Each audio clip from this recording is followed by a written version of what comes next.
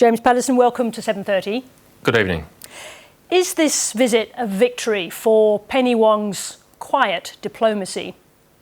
It's certainly very welcome to have Premier Li in Australia. It's an important part of any important bilateral relationship to have visits like this, because dialogue is important, not just when we disagree, but especially when we disagree, because it's an opportunity to raise the very serious issues in the bilateral relationship. So it is welcome. I think it's partly due to the approach taken by the government, but I think it's also partly due to a changed approach by the Chinese government. It's not just changing its diplomatic relations with Australia, it's recasting its diplomatic relations all around the world, including with other US allies. That's true, but at the same time, there was no thawing of relations during the coalition's time in government. Did you get your diplomacy wrong? Well, it's not quite right, Sarah. From 2013 to about 2020, there was normal bilateral relations between Australia and China. And of course, there are issues in the relationship from time to time. But for 7 of the 9 years that we were in office, it was very normal.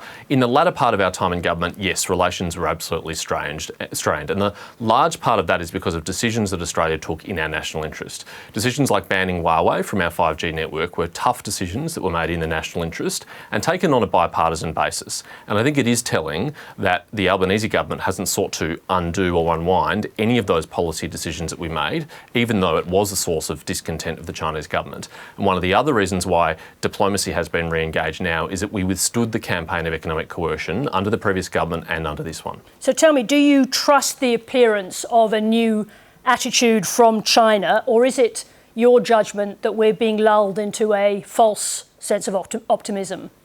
Well, I certainly hope that we're not being lulled into that, because below the surface, what is not visible to most Australians in that world of cyber attacks and foreign interference and espionage, things are as hot as they have ever been. In some ways, they're worse.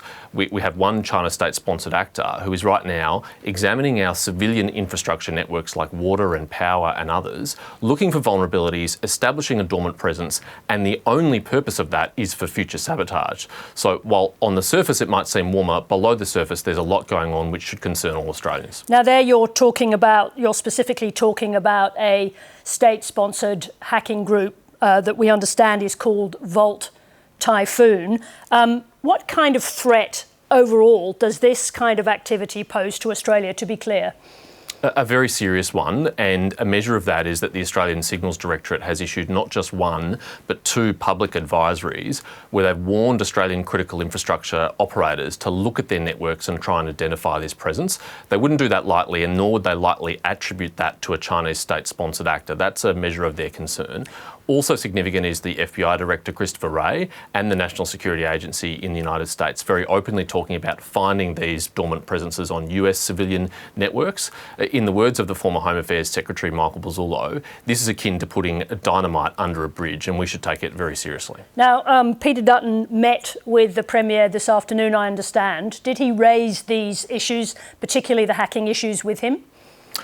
Peter raised a full range of both positive and concerning issues in the bilateral relationship, and it's not my place to list them all individually, but they included things like cyber attacks, foreign interference, espionage, the Australian detained in China right now, Dr. Yang Henjun, as well as the very dangerous and unsafe actions by the People's Liberation Army towards the Australian Defence Force in our region. Do you think that the Prime Minister should be talking more about this kind of cyber activity?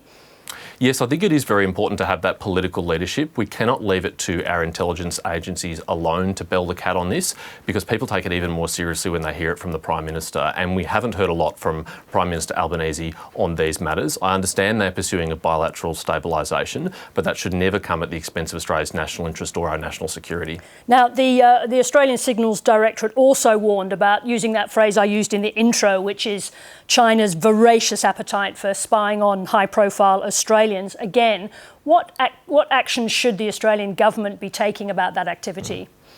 Well, look, this is not the act of a friend, and I was among those parliamentarians that were targeted unsuccessfully in this instance, but they will be constantly looking for vulnerabilities and opportunities. We have to raise that robustly and directly, but also, I think, publicly, because that's consistent with who we are as a liberal democracy. In fact, earlier this year, Australia joined an attribution by the United Kingdom and New Zealand for attacks on their parliamentarians and their electoral institutions, but we didn't at that time disclose that we'd been on the receiving end of those attacks, and I think that's a mistake. I think we should call out that behaviour plainly and clearly when it happens. There was a minor incident in the scheme that you have described, but nonetheless an incident today in the press conference with Premier Li, and I think there's a short piece of footage of it where we can see Chinese officials trying to physically block cameras from filming Australian journalist Cheng Lei, that's the Australian who was imprisoned in China for 3 years.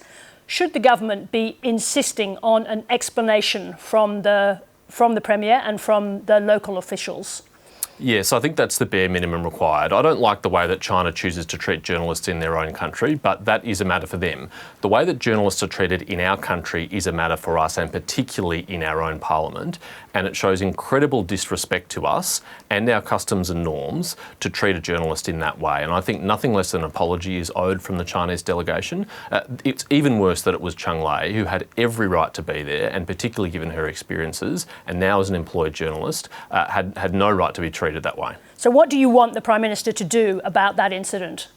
Well, I was disappointed when the Prime Minister said that he didn't know about this incident when he did a press conference this afternoon. That was about an hour after this incident occurred. It's simply not credible that he did not know about that he wasn't briefed by one of his 11 media advisors about this incident. So I think he should address this publicly, and he has another opportunity to address this with Premier Li when he meets with him in Perth tomorrow, and I hope he does so. Do you agree with the Prime Minister that dialogue, that really meaningful dialogue, is essential, not least for the avoidance of misunderstanding about military incidents that could have potentially fatal consequences?